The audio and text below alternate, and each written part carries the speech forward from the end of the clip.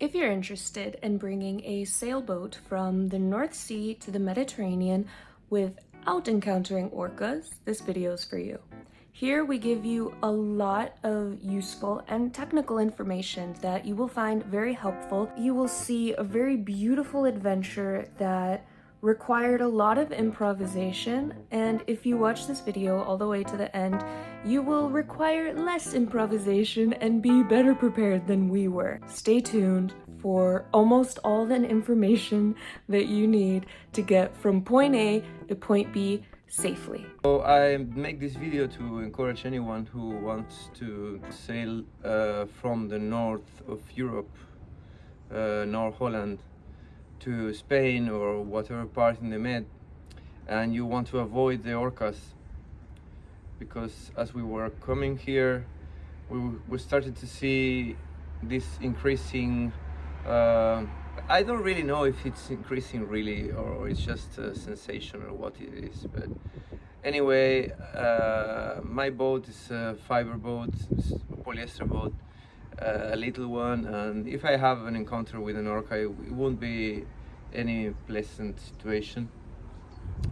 So, and also the Gulf of Biscay, it was a little bit challenging and scary.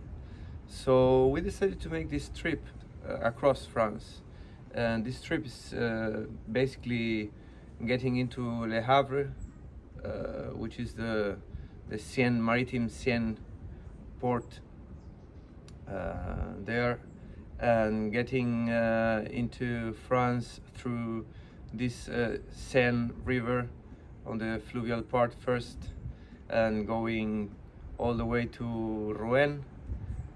Then after Rouen you get into the Sclus and you go to Paris, and then from Paris you have many options, like 3-4 options, and it depends really in which of them it's really open. So as we were coming, we started to research, and thanks to some friends that they gave advice, friends from Soulstorm Sailing, big shout out, because they changed our trip and for good. We took this option, it's the Champagne-Bourgogne Canal.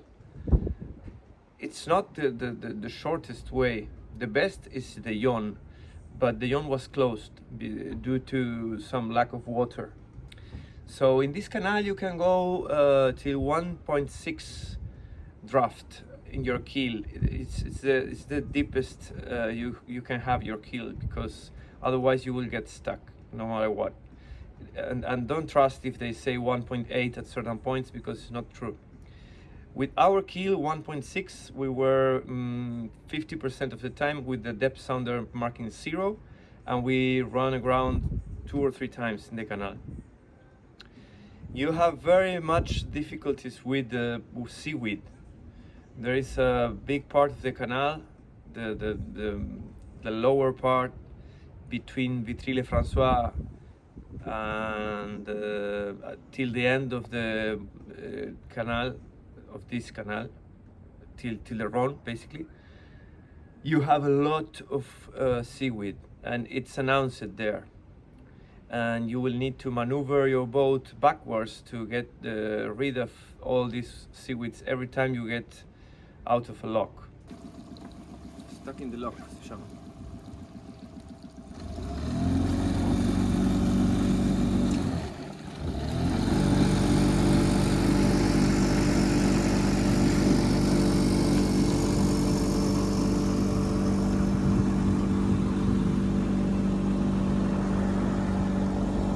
Then you have the locks, and you have the whole way is 176 locks. I count them. And there is a part of the canal in which you have to do 15 locks a day, something like this, 20 if you are fast. We are not fast, so we made the most 16, and it's very hard work.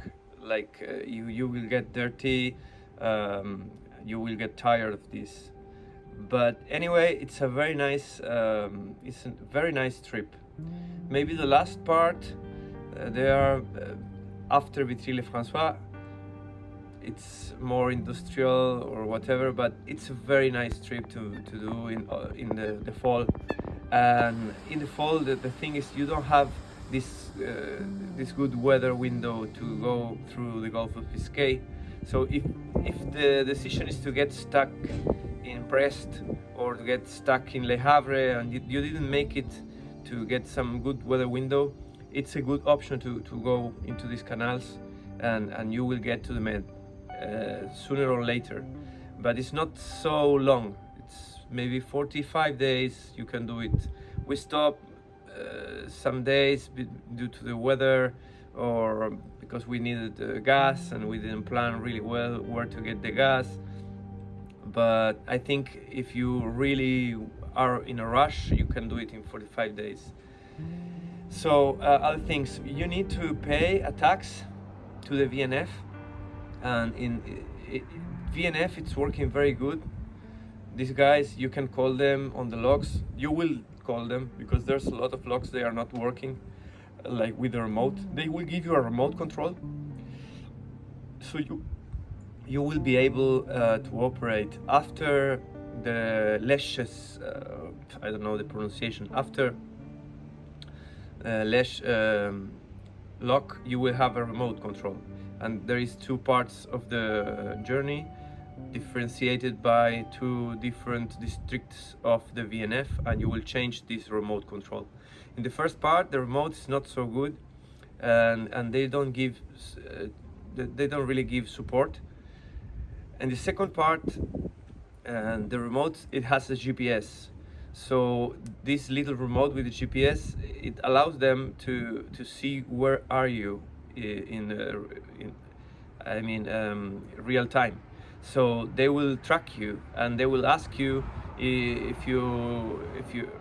where you sleeping or whatever, because you have only certain navigation schedule. You cannot navigate at night, and they are very strict on this.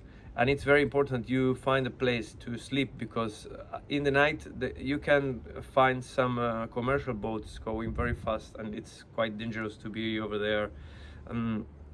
So this part of the trip, it's very easy to do because they will answer all your questions and you can call them. The only thing, it's not all the people there is speaking English, so if you speak French, it's very much easier.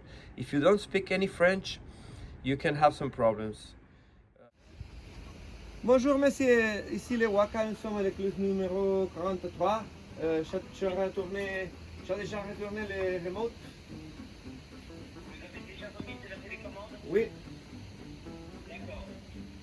2 minutes. merci. Ok? Ah, yeah, ok. Merci beaucoup, bonne journée, merci pour tout. Merci à vous, bonne continuation. Merci, au revoir.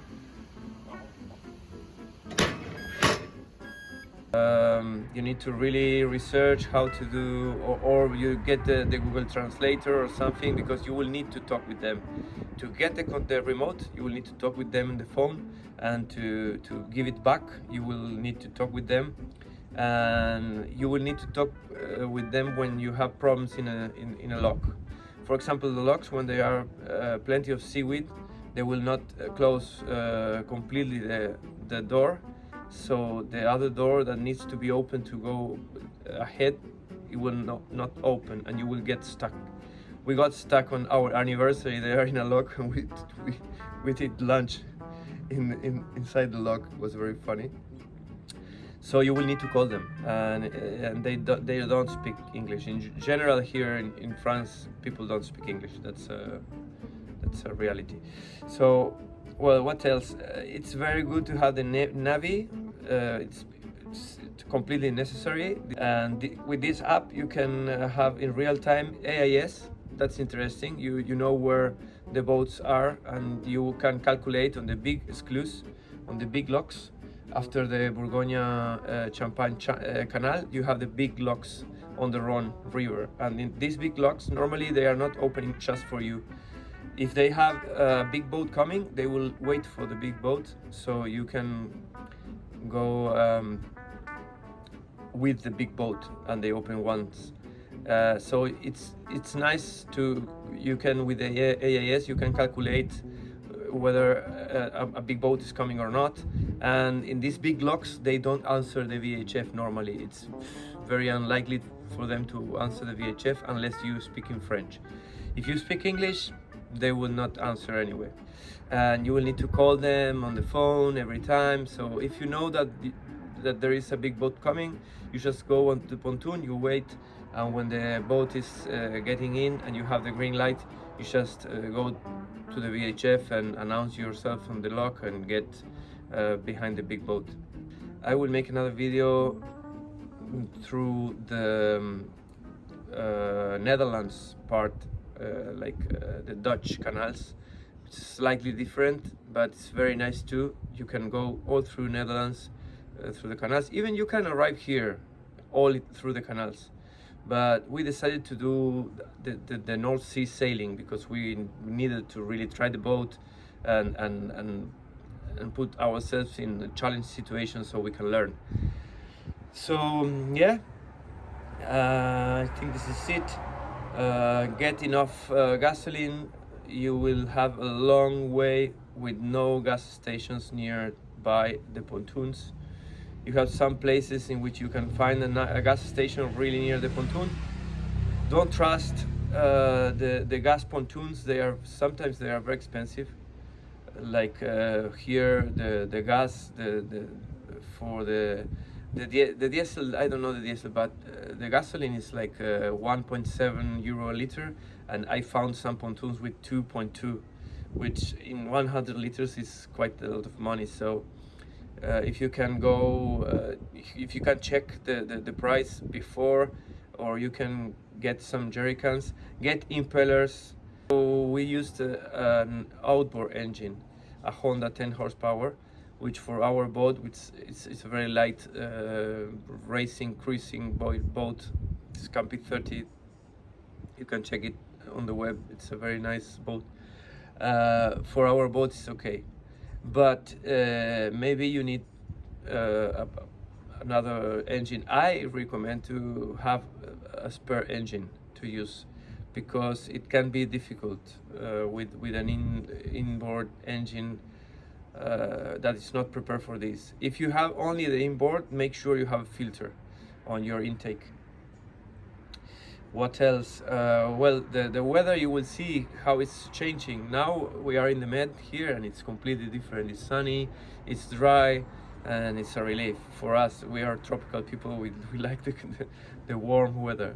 But all the way it's very nice. You will see a lot of birds. You will see a lot of nature there. There's a lot of peace in that journey that you will enjoy. And any doubts, anything you need to ask, you just leave a comment, and I will try to make some B-rolls here with images, so you don't get bored listening to me. Of course, you need to take the mast down before, because these canals you have an air draft of 3.5 maximum. I recommend 3.2 just in case. But yeah, 3.5 is okay. You will need to put the mast down. We did it in Le Havre. It was quite difficult because of the people of the crane. This is the key point. I did it twice. One in Den Helder in Netherlands. Once in I put it on in Muisendam, something like this, in the Markermeer. Just the marina in front of Durgandam, and I put it down again here in Le Havre, in the port of Le Havre.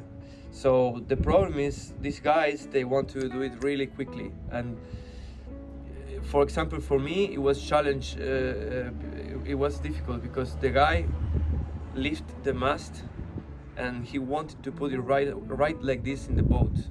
And he didn't want to let me prepare the mast and wrap it and get the rigging wrapped in the mast and the stands and everything.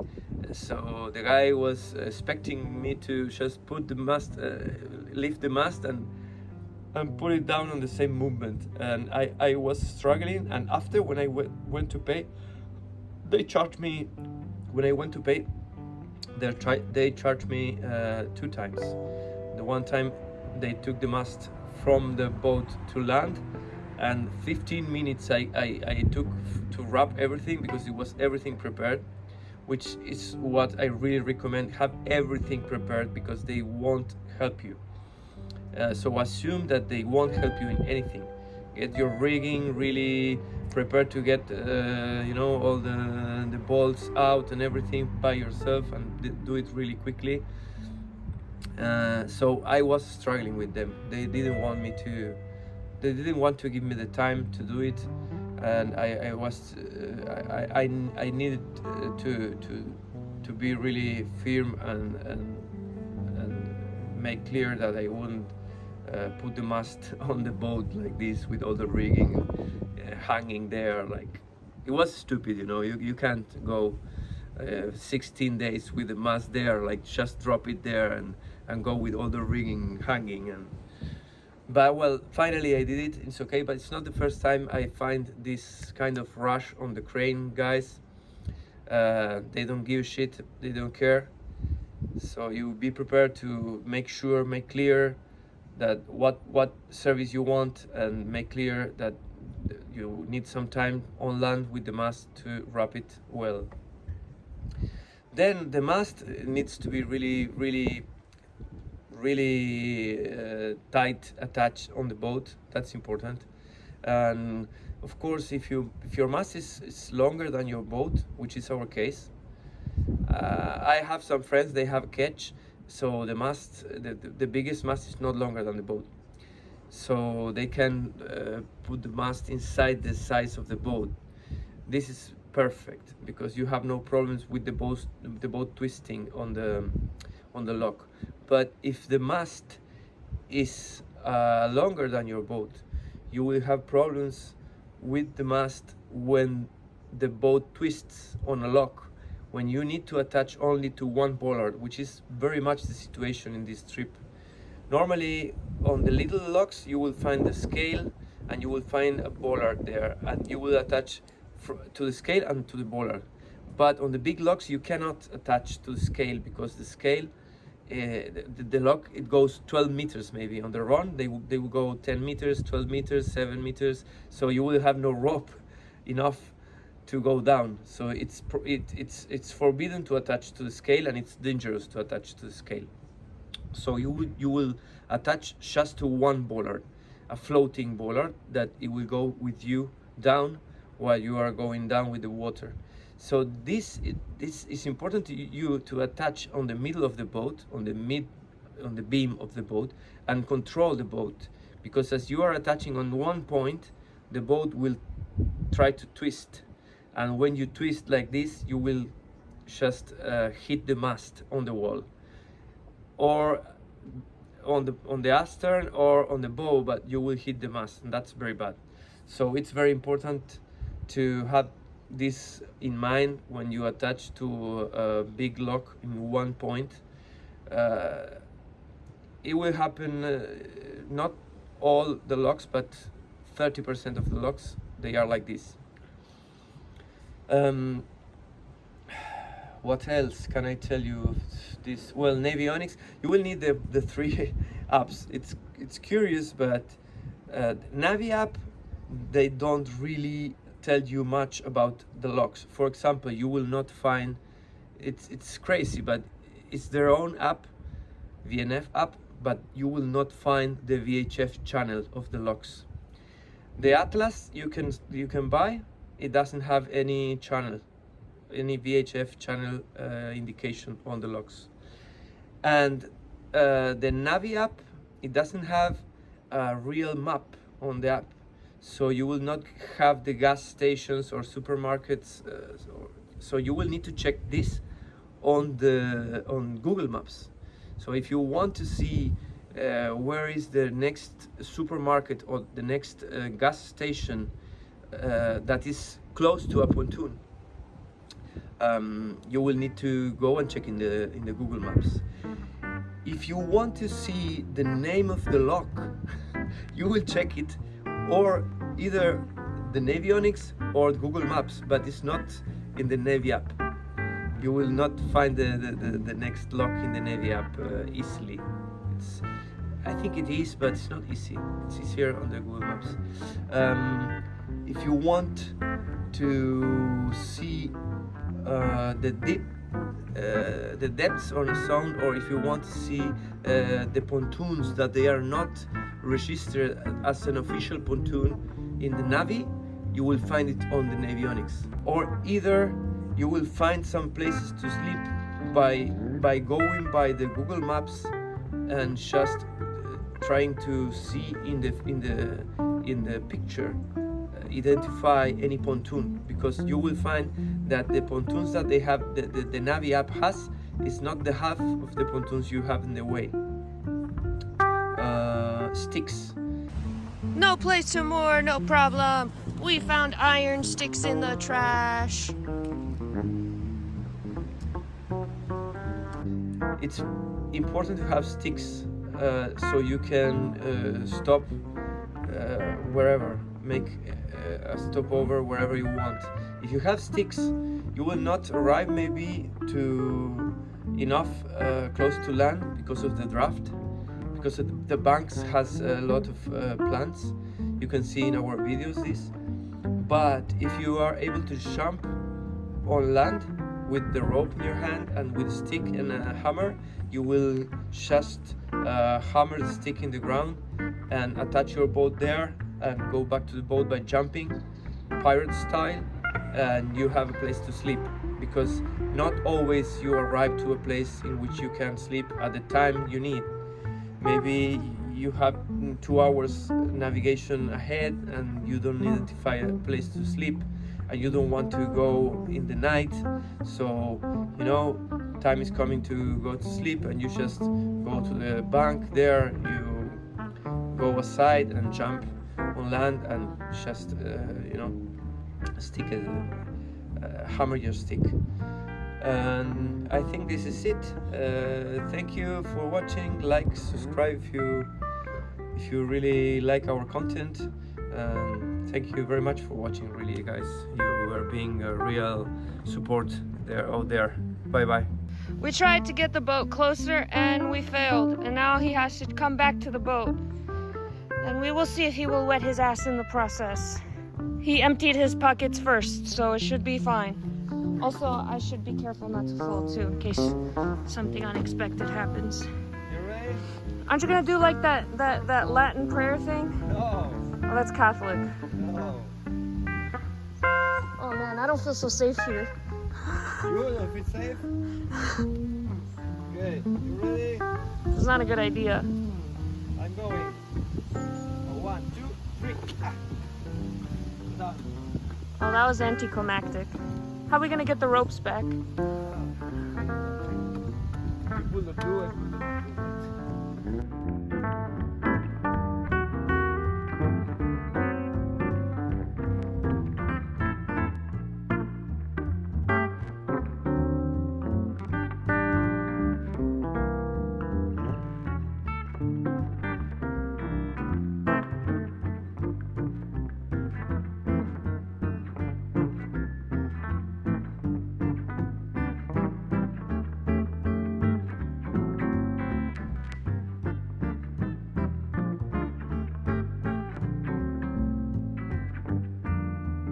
Thank you.